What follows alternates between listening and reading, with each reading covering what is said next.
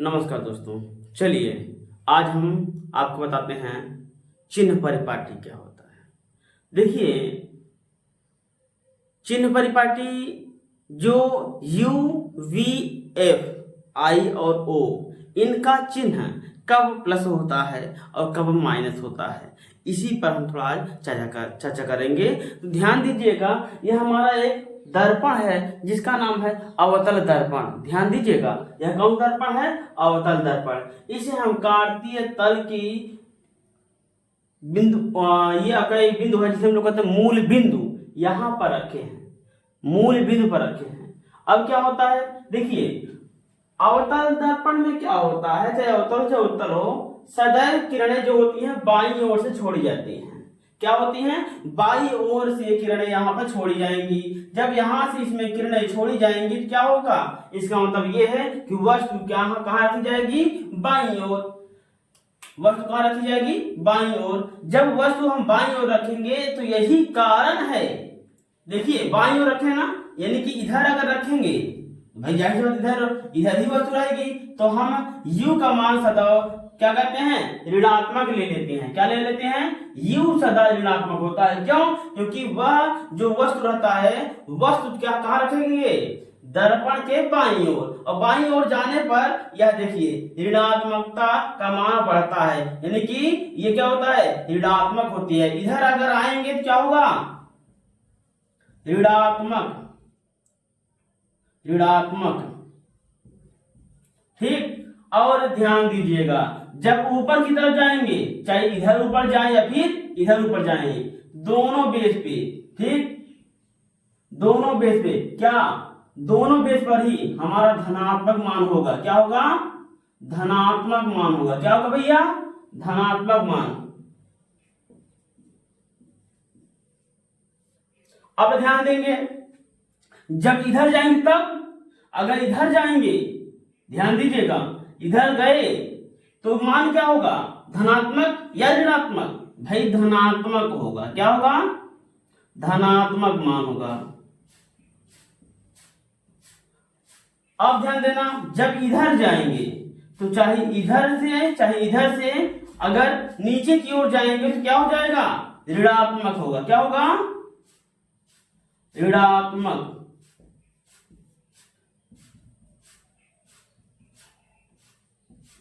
ध्यान देना, क्या किसका और क्या ऋणात्मक होगा? ध्यान देना, u v f i और o इन सभी का जो मान होगा वह ऋणात्मक में आएगा। ध्यान समझना, इसी पर ध्यान देंगे। देखिए हम पहले बता चुके हैं, u देखिए इधर आएगा, जब वस्तु को रखेंगे तो इधर ही कहीं रखेंगे, यहाँ पर यहाँ पर यहाँ पर। इसका मतलब यह मुख्य अक्ष अगर माना जाए तो यहाँ पर वस्तु रखे हैं, देखो इधर आई है वस्तु, तो कितना जो चिन्ह लिया जाएगा वह माइनस लिया जाएगा। ध्यान देना, अगर वस्तु की लंबाई की बात करें, वस्तु की लंबाई की बात करें, यह जो u है ये क्या है? u है वस्तु की दूरी। क्या है? वस्तु की दूरी। ध्यान से समझना, दर्पण से वस्तु की दूरी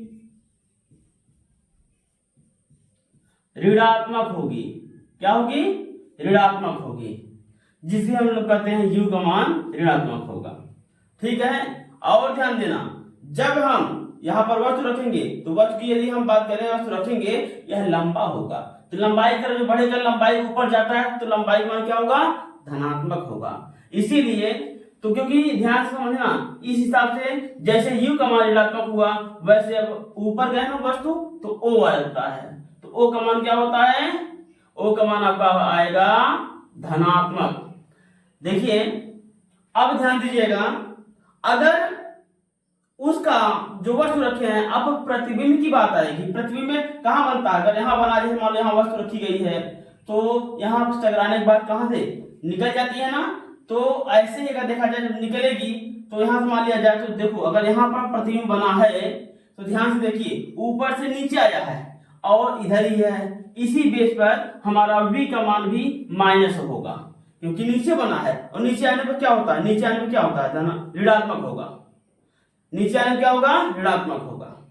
अगर ऋणात्मक हुआ है तो देखिए v का मान ऋणात्मक रखे हैं। अब f की बात, मुख्य फोकस दूरी यही होता है बेटा, इधर ही जाएगा तो f का मान भी क्या होगा, ऋणात्मक। अब बात आती है I की, किसकी बात, I की, यानी यहां से यहां देखो हम बताए ना, ऊपर से नीचे आएंगे तब भी क्या होगा, ऋणात्मक, इधर से इधर जाएंगे तब भी क्या होगा, ऋणात्मक। तो ऊपर से नीचे आए हैं तो क्या हो जाएगा, ऋणात्मक। तो I का मान क्या हो जाएगा, ऋणात्मक। तो अभी तक हम जो बताए इसमें क्या बताए हैं कि U सदा ऋणात्मक होता है, किसके लिए, अवतल दर्पण के लिए, किसके लिए, अवतल दर्पण के लिए। U का मान ऋणात्मक, O का मान धनात्मक, V का मान ऋणात्मक, F का मान ऋणात्मक, I का मान धनात्मक होगा। लेकिन ध्यान देना, जितना अभी तक बताए हैं उसमें आपको ध्यान देने वाली बात क्या अभी तक क्या है, देखिए जब सिंपल सी बात है, इधर से इधर अगर आई ही है, अगर इधर कोई वस्तु है, चाहे किरण है, चाहे जो है वस्तु है, तब भी प्रतिबिंब है, तब भी क्या होगा, ऋणात्मक होगा। अगर लंबाई लेंगे वस्तु की धनात्मक, प्रतिबिंब की लंबाई ऋणात्मक, प्रतिबिंब की दूरी ऋणात्मक, फोकस दूरी ऋणात्मक। अगर हमारा दर्पण चेंज हो जाता है, उत्तल होता है, तो हमारा जो उत्तल अगर दर्पण होगा तो क्या होगा जानते हैं, उत्तल दर्पण होगा तो हमारा जो प्रतिबिंब बनेगा इधर बनता है और आभासी बनता है, वास्तविक नहीं बनता। तो क्या होगा, यहाँ कहीं बनेगा तब फोकस दूरी हमारी इधर हो जाएगी, तो हमारी क्या जानते हैं, अवतल के लिए ये है। अब उत्तल के लिए, उत्तल के लिए क्या हो जाएगा,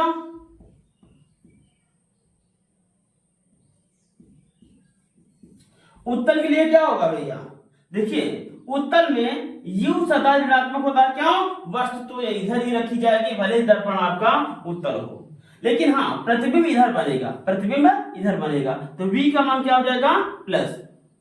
ठीक, अब वस्तु यहां रखेंगे तो लंबा वस्तु इधर ही रहेगा, तो O का मान भी आपको क्या रहेगा, प्लस।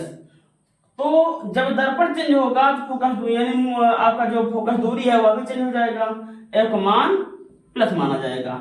अच्छा और क्या बचा है, ध्यान से समझिएगा, जो प्रतिबिंब बनेगी, जो प्रतिबिंब बनेगी, प्रतिबिंब जो बनेगी तो वह कहां बनेगी भैया, इधर बनेगी और ऊपर की तरफ बनेगी, तो I का मान क्या होगा, धनात्मक माना जाएगा, और I का मान भी धनात्मक और O का मान भी धनात्मक हो गया। ठीक है, अब ध्यान देना, 1 2 3 4 5 और 1 2 3 4 5 दोनों क्लियर हो गया भैया, ठीक है ना। यह आपका क्या है, चिन्ह परिपाटी है। नहीं समझ आया और दोबारा कमेंट करिए, आपको दोबारा बताया जाएगा। ठीक है, तब तक के लिए नमस्कार।